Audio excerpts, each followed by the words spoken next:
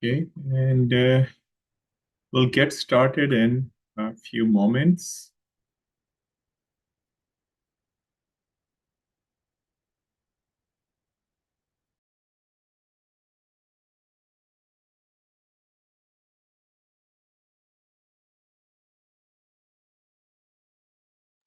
I think we are live now, so we'll get started. So, welcome to the information session, everyone. My name is Raja Iqbal. I'm the Chief Data Scientist and one of the lead instructors at Data Science Dojo. And so today's session is about our Large Language Models Bootcamp.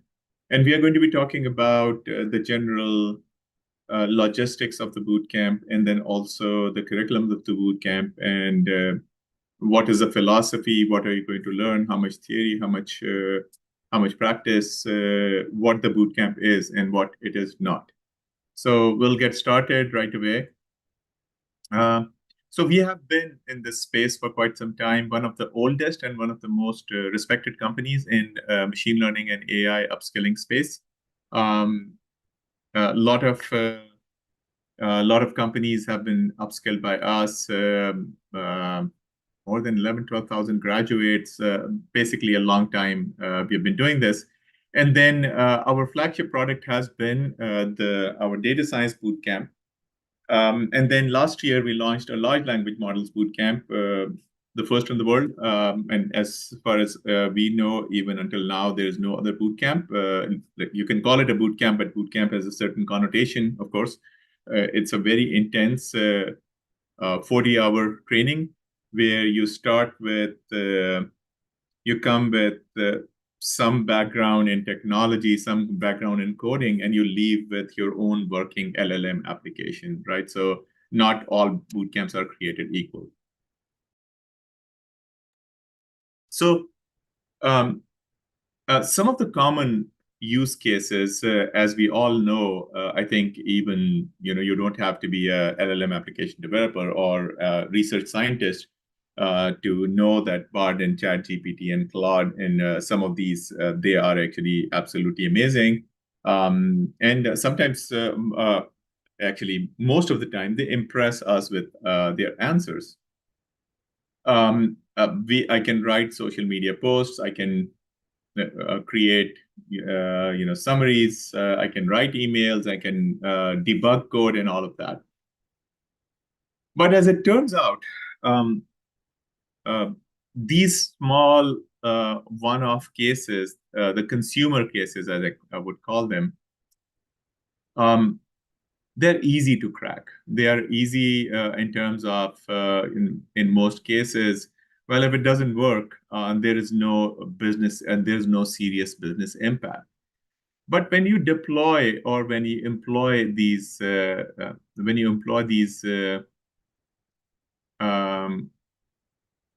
when you employ these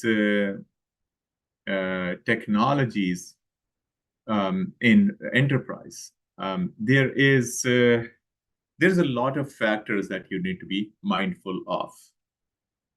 There is this token usage and costs, right? So these technologies, these tools, they are not free.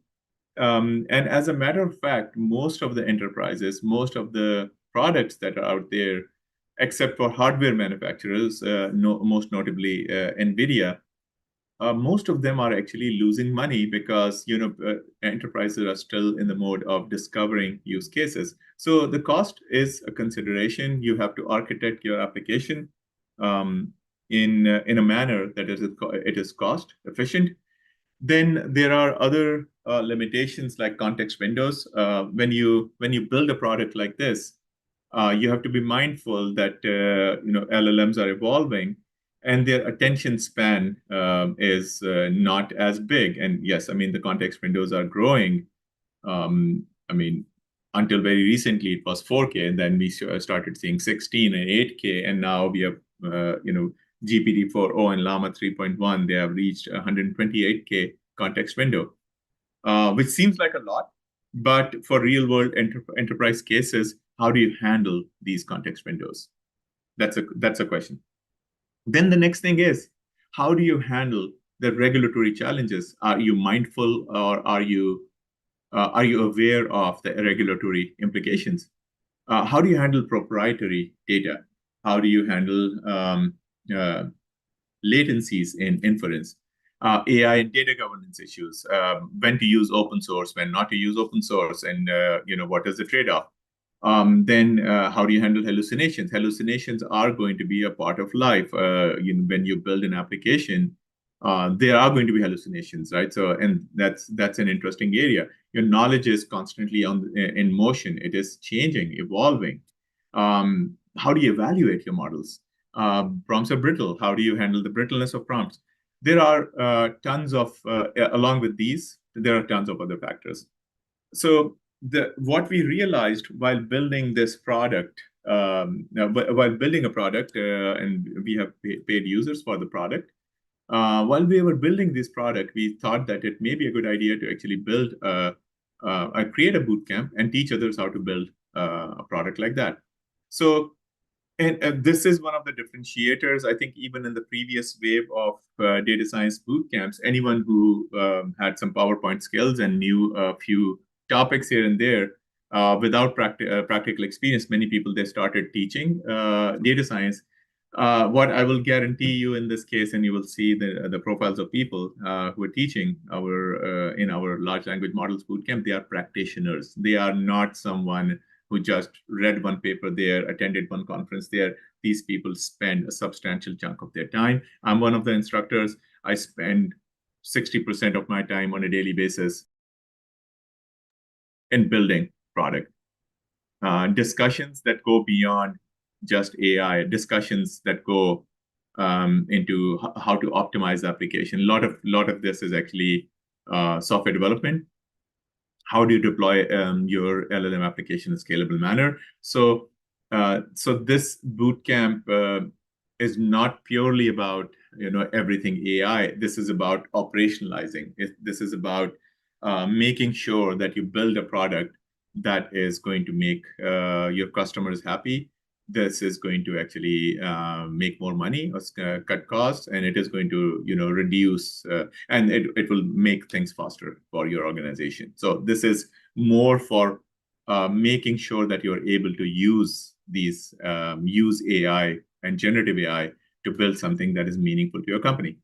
So we have self-paced courses. I will not get into that, but in LLM Bootcamp, there are two options. There is a live course. You have LLM Bootcamp happening in Seattle. We mostly stick to Seattle. We have been doing it in other parts of the world as well, but for now, I mean, we are sticking to Seattle for the next at least for the rest of 2024. And then you can actually also attend the Seattle Bootcamp remotely. And so that's an option that is purely possible. Now, so I will be talking about our 40-hour bootcamp. It's a 40-hour comprehensive bootcamp. You start on Monday, coming in as a beginner, and you leave with a working LLM application of your own. And I will show you everything that we have. So basically, comprehensive curriculum, pretty much all parts of the stack are covered. Most of the mainstream tools and libraries, they are not only that we cover them, they are our partners in delivering this bootcamp. And I will show you what I mean. And the bootcamp is very, very hands-on. It's not that we will just keep talking about, let's say, vector databases. We are not going to only talk about it, right? So we are actually going to talk about hybrid search. We are going to talk about semantic search. We are going to talk about compressing your vectors. We are not only going to hand wave about LangChain. We'll cover it in its entirety. We are not going to cover evaluation only in theory. We are going to cover evaluation metrics, and actually doing labs. We are not going to only talk about guardrails. We will actually show you how you implement guardrails in your model. So it's basically some theory, some practice, some theory, some practice, and we keep doing this the entire week. And then at the end of the week, there is a comprehensive project with mentoring and support. So that's on the last day of the boot camp, all of us will give you a starting boilerplate code. Even if you're not a great coder, even then you should be able to actually implement the project very well.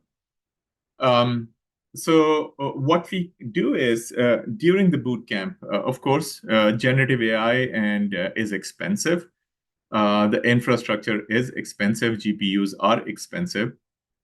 So the bootcamp cost actually includes the bootcamp cost actually includes up to $500, $500. During the bootcamp, if you're doing any exercises, we'll give you OpenAI keys, so you can consume the tokens as much as you like, up to $500, of course. Then we have a fine tuning that is happening. Will teach you how to fine tune models, and the cost associated with that, any GPU consumption that is happening, we will give you that. We'll cover that cost. And then there is Jupyter Notebooks with hundreds of code samples, and even that it is going to be covered. For our bootcamp, we have for the Seattle bootcamp, that is the next bootcamp. We have had speakers from all of these companies at different points in time. And basically, these are leading people from industry. Of course, I mean, getting on their schedule, it is hard.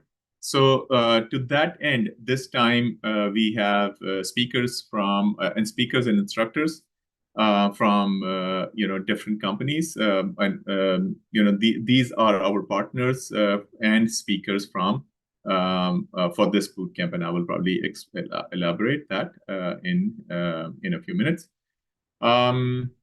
I think we have talked about this. So let me go over the curriculum and explain to you what the curriculum is like. Let me actually go here. Yeah, this one. Okay. So think of this as typically your LLM application might consist of a few of these components.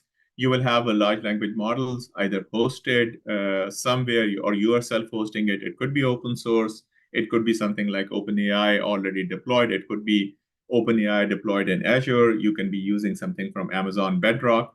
But at a very high level, you have some kind of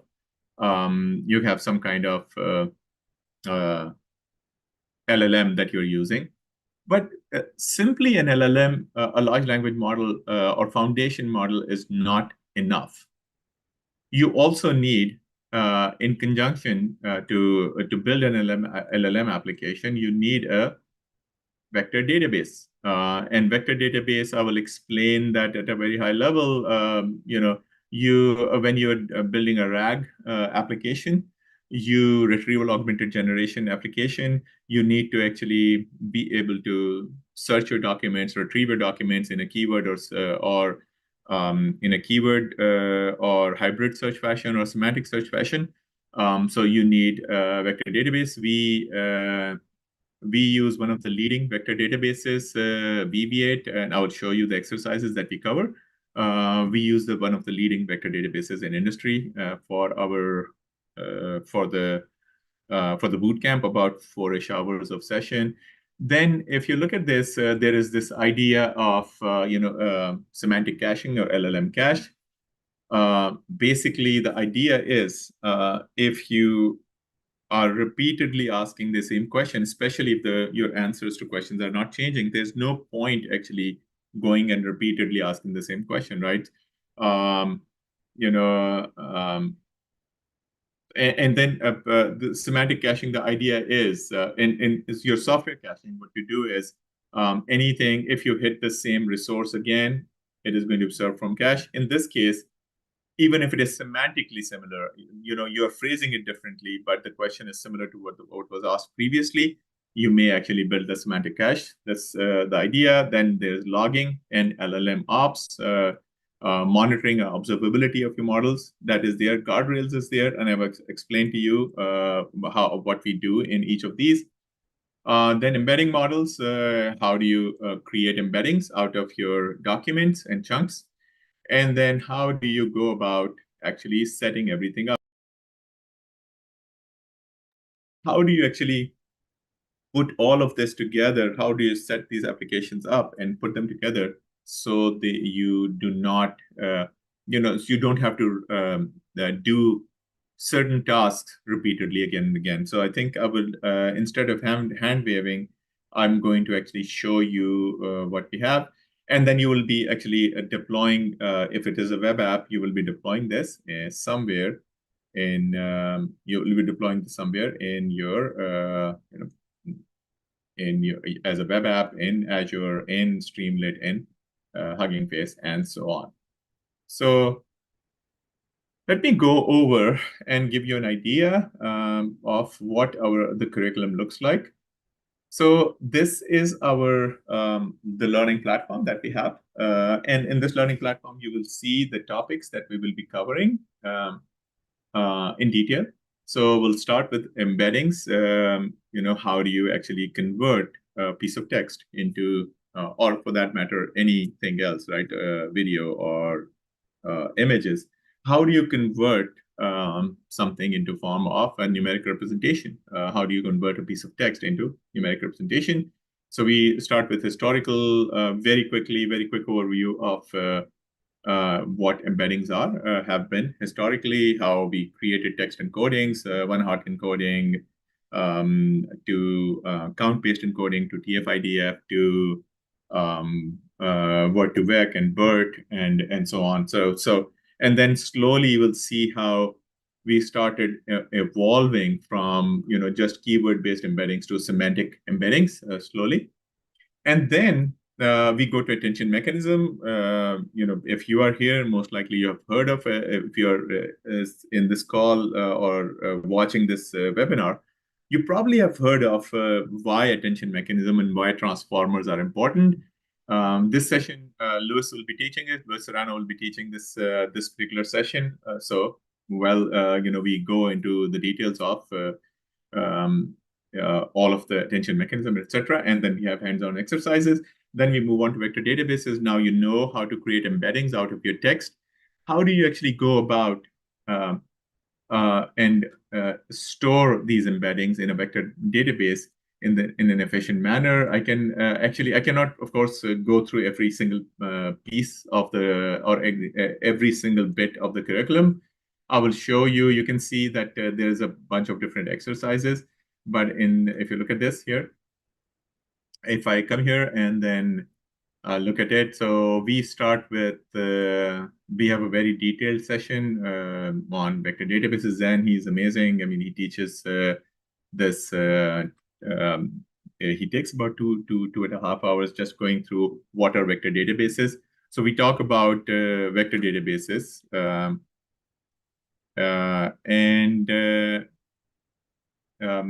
We talk about vector databases. We see how vector DBs work, how are vector databases different from your regular SQL databases.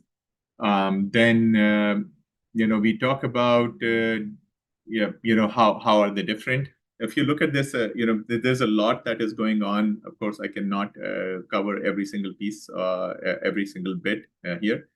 But you can see we'll talk about vector search, keyword search, hybrid search. Then we will be talking about, what are some of the ways to optimize your, indexing, HNSW, layered approximation graphs, and layered proximity graphs, and so on. So we covered vector databases. And then once you have done all of this, we don't just settle for theory. Then we go and start with a lab on vector search, right? So if you look at this, the labs are integrated. I will click on this and the lab opens up. This is a dedicated storage and compute that all of you get as part of the bootcamp registration. We bear the cost of the infrastructure. And these labs are actually, you have these for 1 year, up to 1 year after the training. So this particular piece, right? So you have a deployed VV8 server. You can see that you will go, you will create your own embeddings, you will store those embeddings, you will perform vector search. Then what? You will go to hybrid search, and you will see how do you do semantic search, how do you do hybrid search, and you can see I can keep going. If you look at this, I can run, and keep going. And then you can see generative search, multi-tenancy, and vector compression. All of these are going to be covered. We'll go line by line and discuss. And one common question that people ask is, do I need to be a coder to attend this bootcamp? I do not think so. I don't think so because we have had people who were not primarily coders. And actually, if you are a founder or CTO working on an idea, or a technical product manager, or a manager of a dev team that is building products, or someone who's actually overseeing some vendors who are working on some LLM application, building some LLM application for you, I cannot emphasize enough on how important it is for you to be technical, because LLM applications are very much, I would not say very completely unlike anything else, but this is an LLM application. Generative AI products are um, that the category of products. If you're a project manager, if you're a product manager, whoever you are, even if you're not writing code, you must understand some of the technical details. There is no other workaround, right? So you cannot be a great product manager, you cannot be a great architect, you cannot be a good dev manager if you do not understand the trade-offs. So it is going to be a mess if you do not understand this. And in terms of coding, if you have some coding background, even if you've not done coding in Python, we have tutorials for you. But if you have some coding backgrounds, you can write some basic code. You should be able to follow, because you don't have to write code from scratch. Well, if you like to write code, you can always modify these labs, save them, make a copy, and modify them. But if you don't like writing code, but you still want to get decent, just get your feet wet, I mean, reasonably competent on the technical side of it. For instance, right? So if you understood what, you went through this, what is a hybrid search in this presentation. But if you don't see hybrid search, or we talked about, compression of vectors, and we don't show you how vectors are compressed. There's one thing doing it in theory, one thing is doing it in practice. So I would strongly encourage. I mean, and these are not the things that you can learn just by attending talks. I mean, I have a firm conviction that you cannot learn just by attending talks. You have to at least go through some of these code samples, at least to understand, wrap your head around it. If you are involved in product decisions, you have to understand what are the trade-offs. Well, this is vector databases, very detailed session, about 5-ish hours that we spend on vector databases. Then we move on to retrieval augmented generation. The first thing that we cover is LangChain. And in LangChain, if you look at this, same thing, model IO, retrieval, chains, memory, agents. I can only show you a few things here, right? So for instance, how do you create templates out of your how do you introduce templates in your application, right? So what are templates? How do you handle the situation that your prompts are going to be variable? The user will input something, and you're going to actually plug in the variable component of the prompt and generate prompts on the fly based on template. How do you do it? Then how do you use different kind of chat models? How do you give your model different kind of examples? We call them few short examples. How do you actually go and use different models, you're not always going to be using OpenAI. You're not always going to be using Amazon Bedrock or Azure. So LangChain actually provides all of these. This is a framework that offers you a lot of flexibility. So, one day you're using one model, another day you are using different models. So you don't have to go and change your other pieces of code because something changed, right? So and we go into LangChain. We spend about 6 hours just on LangChain, maybe more. So we will cover model I/O. We'll cover retrieval.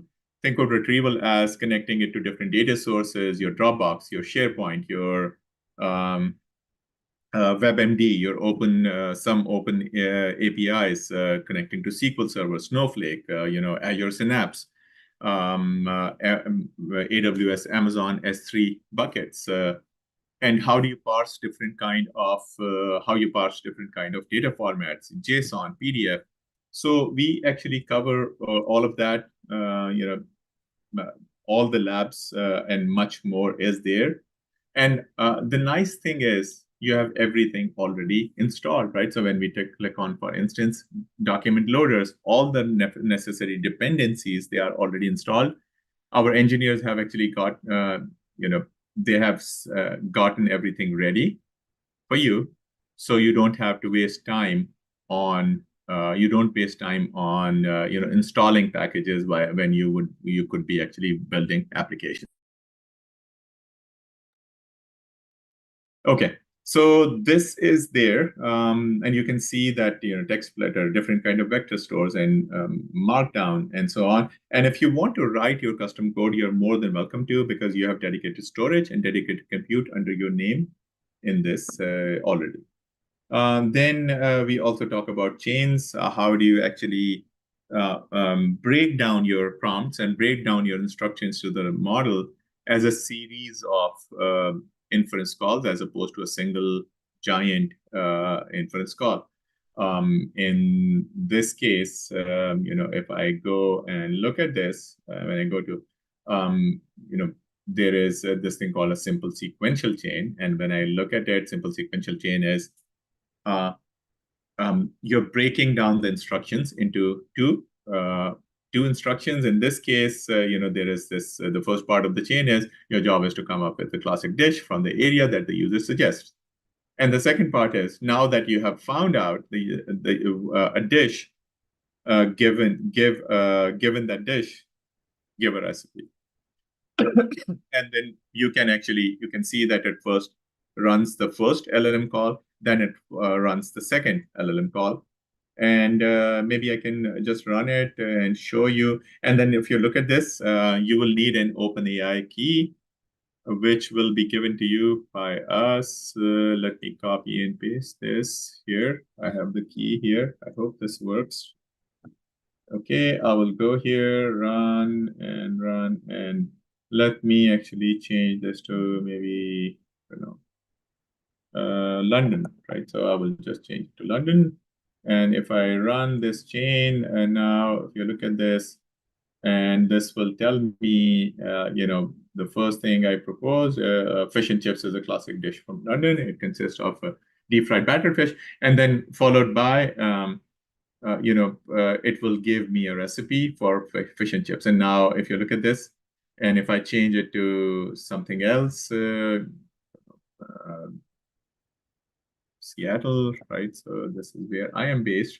If I run it for Seattle, and now you can see that it is a combination of a template and a chain. So what we do is we slowly, incrementally build on top of the concepts, right? So if you look at this, a lot of times, many of us are motivated. We want to learn, but we don't know where to start. We don't know what to do first and what to do later, what exercises would make sense. So summarization chains, once again, when you have a big piece of text, so you can be using summarization chain. There is a chain called MapReduce. You can be using MapReduce chain.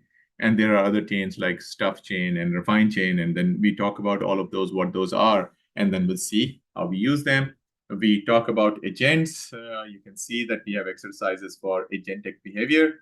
We talk about why do you need agentic behavior. And if you look at this, agents and tools, working with agents, I will click on just randomly one of them. This is a lot of work, by the way. The bootcamp is intense. It is, sometimes people would say, yeah, I mean, maybe, it's not easy by any stretch of imagination. But as people call it, I mean, it is brutal, but in a good way, right? So because anything non-trivial in life, you have to spend time to learn it. But we are very confident once you actually go through the boot camp, you will be actually ready to build applications, or maybe not build applications. Yeah, maybe whatever goal you came up with. I'm a product manager. I want to be a technical product manager for LLM applications. Great. I mean, you can do it. I'm a CTO guiding some product in general for that involves LLMs. Yes, I mean, you should be able to. So it gives a complete overview of the ecosystem, no corners cut, right? So, yes, I mean, I know that there are courses available, 1 hour course in LangChain here, 1 hour course in Llama Index there, 1 hour course in, vector databases, or 2 hour course in vector databases. But, it is a comprehensive course. It's not actually maybe a few things here and a few things there. It is as comprehensive as we could make it. Now, talked about vector databases, talked about embeddings and transformers. We've talked about LangChain. Then we actually talk about, now that you already understand, you have a fair amount of context, fair amount of background. So we then get into things like RAG and what are the challenges in RAG applications. Then we get into fine tuning. How do you fine tune a model? So, and when we talk about fine tuning, once again, we're going to talk about the theory, quite a bit of theory. We'll get into the theory part of fine tuning. We'll talk about why fine tuning. We'll talk about quantization. We talk about low rank adaptation and a high level understanding. Some math, but not too much math, of course. I mean, the math for LoRa and quantization can be actually tricky, but enough math. I don't like completely skipping math, but also this is not a theory class. This is a practitioner class. And once you have done it, once you have understood the theory part of it, then we go and give you a code sample to fine tune a Llama 2 model. Um, we will share a code that actually that I'm sorry, I saw this comment and it just got sidetracked. So I will be answering questions. I saw a question pop up and I got distracted. So we'll be sharing a notebook with you that will allow you to um, um, fine tune a 4-bit quantized Llama 3 model or Llama 2 model. I'm sorry, we are not at Llama 3 yet. Maybe this time we will be able to make changes to our labs. But we do a Llama 2 model. We look at the base model, we look at the fine-tuned model, we compare their performance, and then we try to understand, what does fine-tuning entail? You get the GPU compute, right? So we give you a GPU cluster. Our partner, RunPod, they give GPU credit to all the attendees. So we will give you the GPU credits for using for fine tuning the Llama model during the bootcamp. And then we'll leave you with more exercises if you want to fine tune an OpenAI model. Will give you the tutorials how to do it. But in general, you are enabled and you have seen this whole cycle of going through fine tuning for a Llama model. In addition to that, let me actually handle some of the questions, because I mean the questions are actually coming in. Let me see. Okay. I can't see my face properly. Is anyone else having issues? I'm not sure, because I can see myself in Zoom. I'm not sure. Am I visible, audible properly? Okay, I would assume. Okay, thank you. I'm not sure why that would be the case. Okay. Do you offer discounts for the bootcamp? Yes, we do. Please set up a call. I think the core staff has been posting links to setting up a call. I'm happy to get on a call, or someone else is happy to get on a call to actually walk you through the curriculum And then please reach out, and then definitely we can actually go and offer the discounts. And by Azad from YouTube, so there's a question. Please share the notebook file. I mean, there was a lot of notebook files that we had here. So I'm not sure which one is referring to, which notebook you're referring to. And a lot of these are basically open source code samples. I mean, I'm not going to, some of them we have written, some of them are an open source. If you're referring to the LangChain, many of them are actually from open source LangChain. What we have done is we have actually taken it and organized them and combined them with, basically when you should be doing what. So a lot of this is open source. If you look it up, you should be able to find it. You have a question from the first slide. Can you open the slide again, which is having the architecture? So Aswant, if you allow me to finish the presentation, then I will definitely go back because I would like to cover the topic. I hope this is okay with you. Arsalan, can you tell what are the prerequisites? Not much. If you can write code in Python, and if you're in general interested in, or if you can understand Python, and if your general interest in building a large language model application, you should be able to you should be able to carry out all the active exercises in the bootcamp. There is another question. What would you say is the percentage of theory versus practice time for the bootcamp?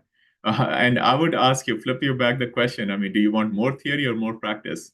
I would say it is the right balance. LangChain is 80% practice and 20% theory. Fine-tuning is 50-50. RAG, nuances of RAG, it's a 2-hour session, purely theory. So I would say maybe around 50-50, but it depends upon the session, right? So because as a practitioner, I will tell you, there is no such thing, I want more practice or more theory. In some cases, you need more theory. In some cases, it is practice. Okay, so that's the general idea. That's my honest answer. I don't know what else I can tell you. Okay.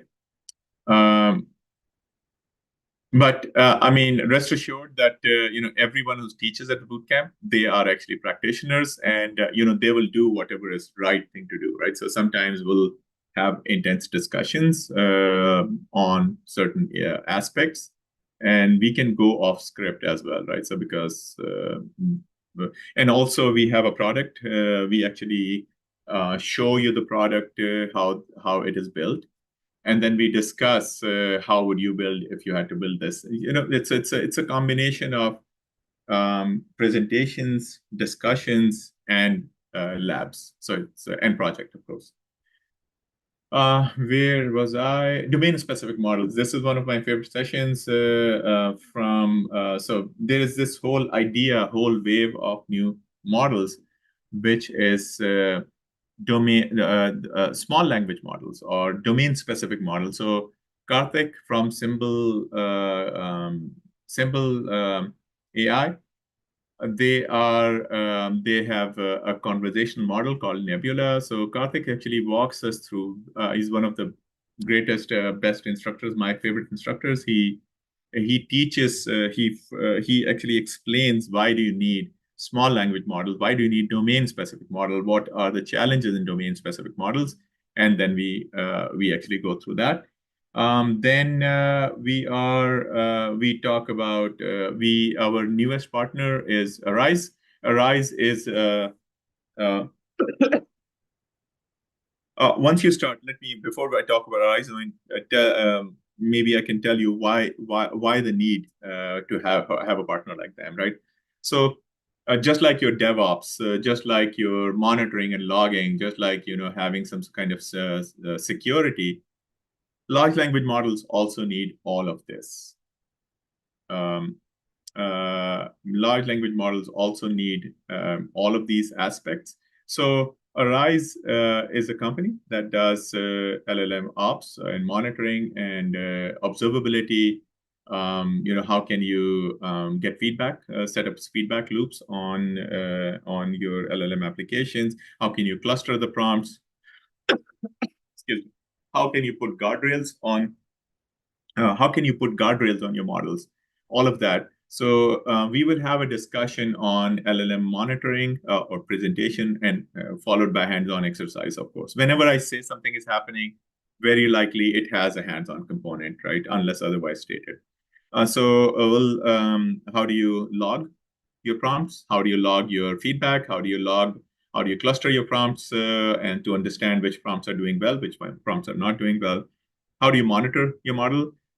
How do you put guardrails that your model does not give an answer, your LLM application does not give an answer that shouldn't be there? And how do you make sure that how do you block prompts that shouldn't be there? So it's all around more around I should say operationalization, right? So that's a better word. I was missing there. So how do you operationalize a model? It is going from monitoring and logging and feedback collection and setting up guardrails. So we have a session on that LLM observability and evaluation and evaluation, by the way, right? So in a traditional machine learning sense, if you're building a fraud prediction model, if the original label was fraud and you predicted it is not fraud, well, it's a wrong prediction. But if I said I am hungry, or I really want to eat something, right? So both of them semantically they are related, but syntactically, in terms of keywords, they are not related. So how do you evaluate large language models? And there is a lot. I mean, this is a very simple natural language example that I'm giving you, but there are much more nuanced aspects of evaluation, and we cover all of them. We'll talk about context recall, context precision, answer relevancy, and all of that. So we will be talking about all aspects of evaluation, not just the evaluation. Okay. Then we have a talk or a session. It's not a talk. So we have a session on deployment and deployment of a model, and we will actually this is through our partner Sage Elliott from Union. He's going to actually show us how do you take a model and fine tune it and deploy it and start set up inference on that on your own. And on the last day we are going to have a project. Second half of the last day, we will give you a boilerplate code. We'll give you, you will be deploying, and the boilerplate code will come in a VM. Everyone gets their own VM. You go log into the VM, and then you deploy a web application that has an LLM application. So you deploy it. We give you the API keys, etc., everything that is needed. And then you go and deploy it. You push it into GitHub. GitHub goes to Streamlit Cloud, and then you have a URL. And then we give you exercises. Can you add this chain? Can you add this guardrail? Can you do this? Can you do that? So basically, we tell you we make you familiar with the evolution of an LLM application, so you understand how this whole thing works. What else? I'm sure I'm forgetting something here, but this was a very, very, very high speed introduction to the curriculum. One more thing, right? So that is, I think I briefly alluded to that. There is a 2 to 3 hour session where we actually talk about some of the actual practical challenges in implementing RAG applications, not found in textbooks. There are no textbooks for some of the real issues. Those are, actual issues that we ran into. It's really not from any textbook. It is from our experience. So what kind of challenges you can expect or anticipate to run into when you're building a RAG application. Okay, let me see. I will. We are actually almost out of time. Um, uh, would the sessions be recorded so that one can go through them again in case they did not? We usually record the sessions. They are not properly edited and all of that because I mean that's going to be very time consuming. But yes, we do record the sessions. But it's not something that we guarantee that every session, because sometimes we don't have a full-time videographer sitting there. So for the most part, yes, sessions are going to be recorded. I mean, are they going to be perfectly capturing everything at the beginning, at the end? I mean, sometimes you may have something extra and all of that. So as long as that is clear, it's not going to be very finished self-paced learning type recording. But if you want to refresh your memory, yes, that is the case. Prerequisites, and someone asked this question. Yes, I mean, we have tutorials, even if you don't know Python programming. We have tutorials to get you ready before the boot camp. And most importantly, you should know why you are doing this, because I mean, if you do not know why you are attending the boot camp, it's because it is something cool. I want to go and learn. Just have an idea of what you are planning to do. This is the technology stack that we broadly cover in our bootcamp. Um, Different, you will run into a bunch of these technologies at different junctures, different points in time in our and during the entirety of the bootcamp. So I will let you see and maybe this should give you an idea. And this is everything that I've already mentioned. A lot of material, right? So it's a lot of material. I mean, in most cases, I think for many people, even if they are very disciplined, it will take them a while to actually finish all of this content. I don't know how long. I cannot put a time frame on this, but it is non-trivial amount of work that we actually cover. So if you look at this is all what we talk about during LLM evaluation. Multi-agent workflows, right? So we have multi-agent workflows that we talk about, building an LLM application. This is our instructors and speakers who will be talking, and we have had more speakers in the past. These are confirmed. Very likely we'll have two more speakers actually, but pending confirmation. One is from Arise. I mean, they are coming, but we don't know who's going to be the speaker yet because it's based on availability. And one more speaker who has been giving a talk on building a real world application. That's a very good talk. More from the business side of it, but her availability we are trying to find out. So these are I mean, go check out, right? So we are a fairly well-known name, and our testimonials, the great thing is that they're not from any John Doe and Jane Doe. These are real people, right? So go check out, right? So talk to these people, and these are the companies who have attended. There are some big names. I don't think this list is complete. We have had people actually that travel as far as from Australia to attend this bootcamp. So, you can rest assured that, we know what we are doing.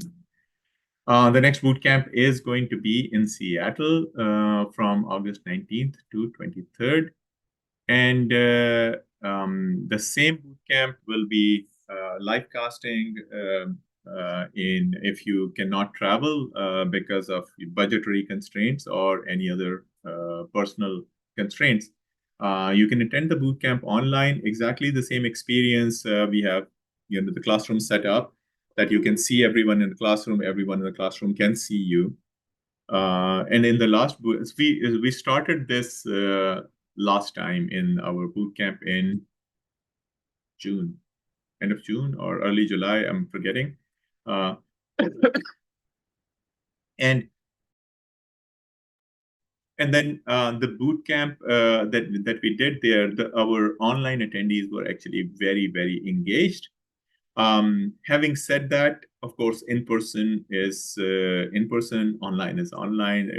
I will let you decide. Same curriculum, all the labs, everything is streamlined. We are here to help you. And it's the same 8:30, 9 to 5 every day.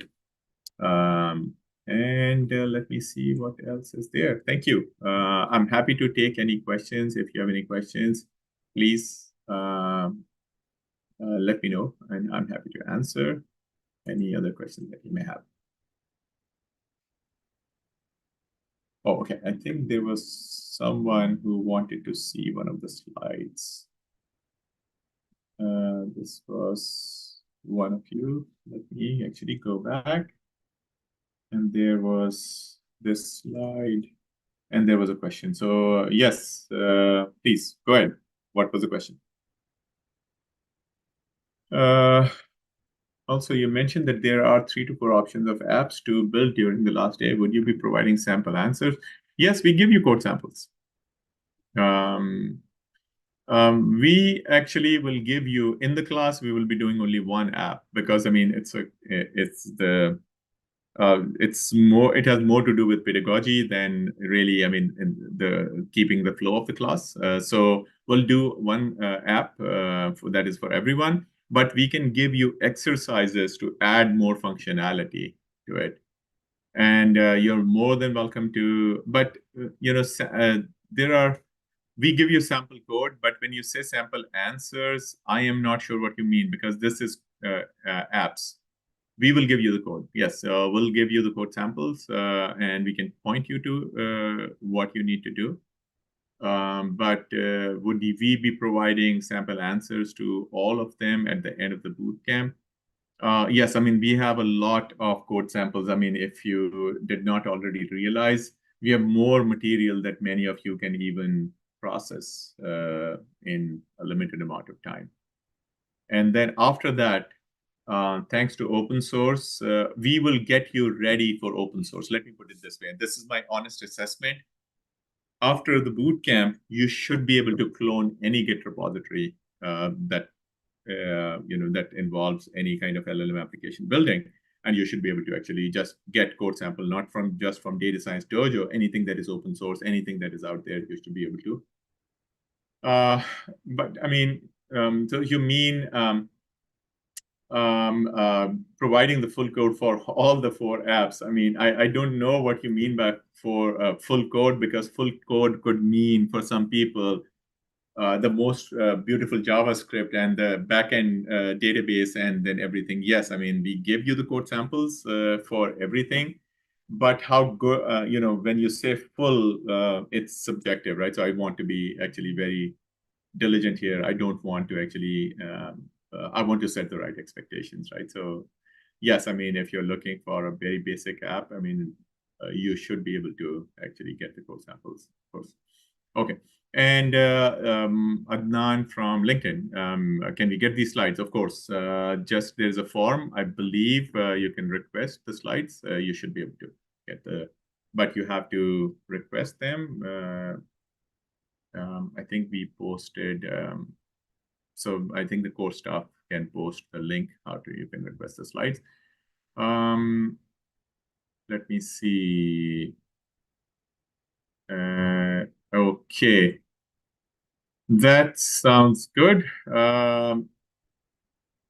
If there are no other questions, I am going to end this call. Thank you so much, everyone. Have a great rest of the day. And I am looking forward to seeing some of you at the bootcamp. And so the one last question that came up, what is the max number of people that you can accept in the online bootcamp? Last time we had about 10, 11 people. And that's typically the number. We don't have a lot of people online. So we are not going to have 100 people. So let me, how to register for the bootcamp. I think you can click on the link here or just connect with us and we'll guide you how to register for the bootcamp. If you want to be invoiced, we are vendors for many companies. Maybe if you work for a company, we can actually invoice the company directly as well. Just let us know. Sounds good. Thank you so much, everyone. It was great having you all, and I hope I will be seeing some of you at the bootcamp.